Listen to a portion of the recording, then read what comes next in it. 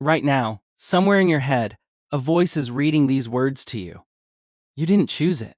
You didn't turn it on. It's just there, shaping every sentence, pausing at every comma, rising in pitch at every question mark. Whose voice is that? Most people never stop to ask. But the real answer is far stranger than you'd expect. Your brain isn't simply reading text. It's building a phantom speaker inside your skull, complete with rhythm, tone, and personality. And it's doing this for every single book, article, and text message you've ever read silently. This isn't a metaphor. It's a measurable event happening in your motor cortex, your auditory cortex, and the muscles of your own throat every time your eyes move across a line of print. In the early 1930s, physiologist Edmund Jacobson ran a peculiar experiment.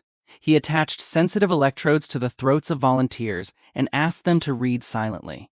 He expected nothing. Silent reading, after all, produces no sound. But the electrodes picked up faint electrical activity in the tiny muscles of the larynx, flickering in time with the words on the page. The volunteers weren't speaking, yet their vocal muscles were rehearsing every syllable anyway, like a phantom limb of language, twitching invisibly beneath the skin. Why would your throat move for words no one will ever hear? Because reading, for your brain, was never meant to be silent.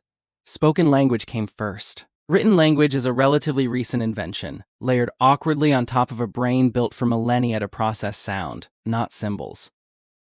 When you learned to read as a child, you almost certainly did it out loud, sounding out each letter, each syllable, under a teacher's patient correction.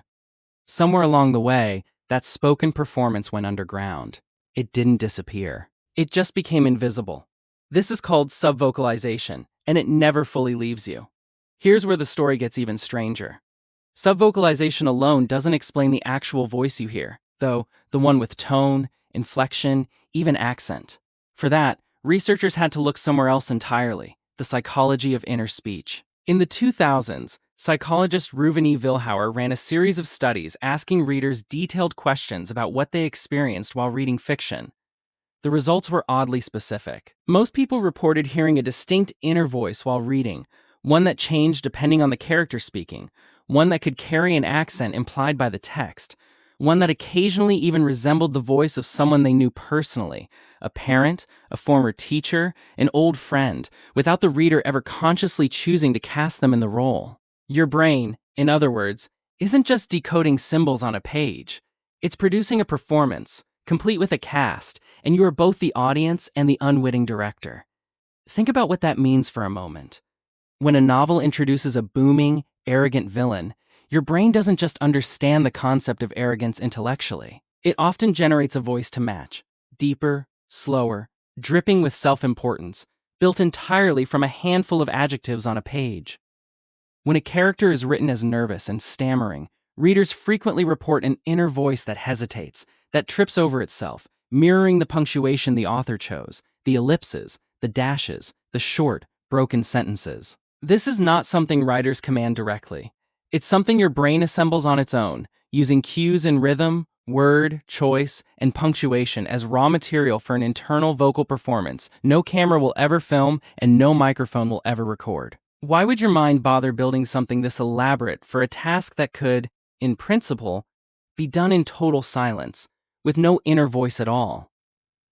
Neuroscientist Charles Fernyhough, who has spent much of his career studying inner speech more broadly, has proposed that this internal narration serves a much deeper function than decoration. Inner speech appears linked to how humans regulate their own thoughts, plan actions, and even manage emotions.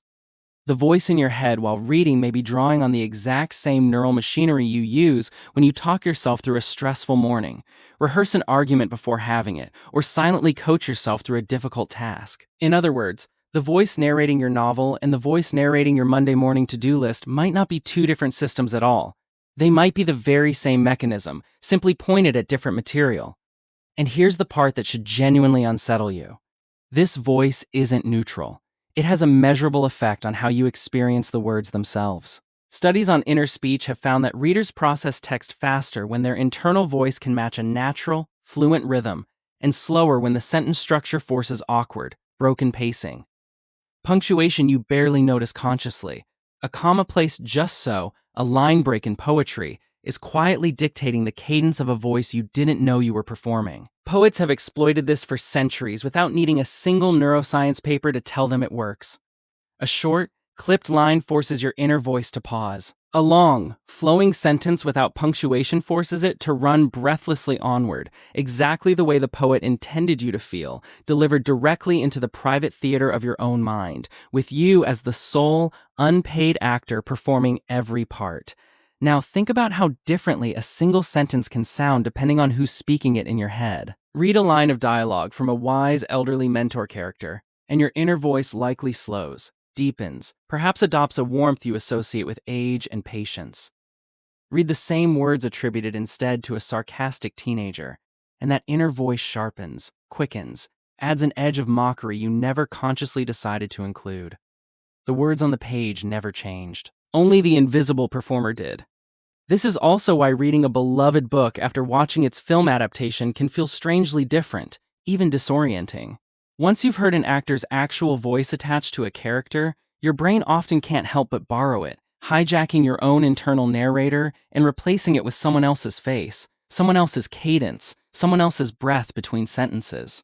The phantom speaker in your head, it turns out, is remarkably easy to possess. You always assumed reading was something you did quietly, privately, without performance. It isn't. Every book you've ever finished was, in a very real sense, narrated aloud, just not loud enough for anyone else to hear. Your throat rehearsed it. Your auditory cortex generated it. Some deep, ancient part of your brain, built originally for a world of speakers and listeners rather than pages and screens, refused to let written language exist without a voice attached to it. So the next time you open a book, notice, just for a moment, who's actually reading it to you.